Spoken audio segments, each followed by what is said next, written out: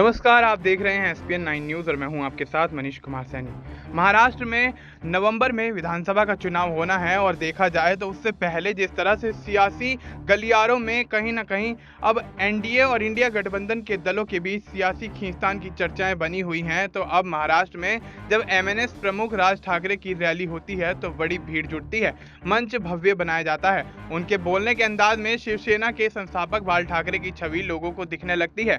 उनकी राजनीति के केंद्रों में हिंदुत्व और मराठी मानुष का मुद्दा ही रहता है। इस बार राज ठाकरे ने अपने बेटे अमित ठाकरे को चुनावी मैदान में उतारा है। माहिम सीट से उन्हें टिकट दिया गया है। इस इलाके में उनके चचेरे भाई उद्धव ठाकरे की पकड़ मानी जाती है। राज ठाकरे के लिए महाराष्ट्र विधानसभा का चुनाव फायदे का सौदा नहीं रहा है। पिछले 2 विधानसभा चुनाव में उनकी पार्टी को महज एक सीट ही मिली थी। बीते लोकसभा चुनाव में उन्होंने पीएम नरेंद्र मोदी को बिना शर्त समर्थन दिया था। इसकी खूब चर्चा भी हुई क्योंकि एक समय में वो मोदी के सबसे बड़े आलोचक थे। लेकिन लोकसभा चुनाव में उन्होंने इस बात पर जोर दिया कि अगर पीएम मोदी के लिए सबसे योग्य कोई है तो वो मोदी ही हैं। यानी वो अपना रुख भी बदलते रहे हैं।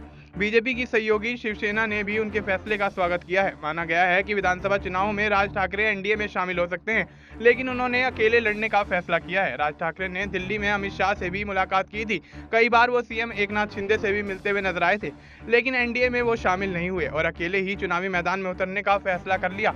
चुनाव के मुताबिक महाराष्ट्र की 288 विधानसभा सीटों में से 2019 के विधानसभा चुनाव में राज ठाकरे की पार्टी ने महाराष्ट्र की 101 सीटों पर उम्मीदवार उतारे थे, लेकिन महज 1 सीट पर ही जीत दर्ज हो पाई।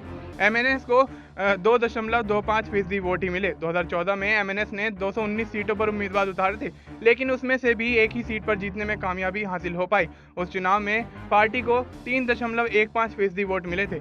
2019 का चुनाव राज ठाकरे के लिए फायदेमंद साबित हुआ था। पार्टी दहाई का आंकड़ा पार करने में कामयाब हुई और 13 सीटों पर उनके उम्मीदवार जीतते हुए नजर आए। 143 सीटों पर राज ठाकरे ने उम्मीदवार उतारे थे और पार्टी को 5.71% वोट हासिल हुए थे। साल 2006 में शिवसेना से अलग होकर ठाकरे ने एमएनएस का गठन किया था। जब बाल ठाकरे ने बेटे उद्धव ठाकरे को अपना सियासी वारिस चुना तो राज ठाकरे अलग हो गए। किसी चुनाव को जीतने के लिए मजबूत संगठन की जरूरत होती है। दूसरे दलों के मुकाबले महाराष्ट्र नवनिर्माण सेना का संगठन कमजोर पड़ जाता है। चुनावी राजनीति में गठबंधन की भूमिका अहम हो जाती है, लेकिन राज ठाकरे ने खुद को इससे दूर ही रखा है। दूसरी बात उनकी छवि को लेकर भी है। बीजेपी से उनके गठबंधन की चर्चा अक्सर चुनावी माहौल में होती है, लेकिन बीजेपी हर कदम फूंक फूंक कर रखती है।